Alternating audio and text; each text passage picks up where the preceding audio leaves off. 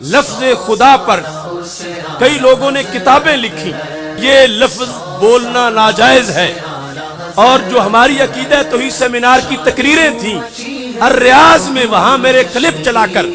وہاں کے علماء نے میرے جواب دینے کی کوشش کی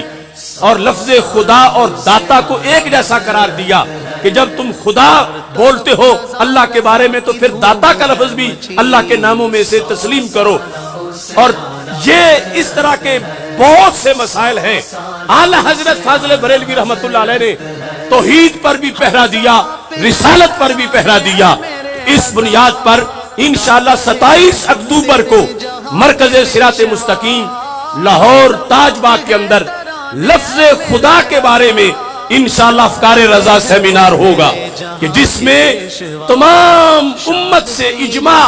صحابہ کے بلکہ تابعین سے لے کر جو تمام حوالہ جات ہیں اس موضوع کے اللہ کے فضل سے پیش کیے جائیں گے کہ لفظ خدا اللہ کا نام ہے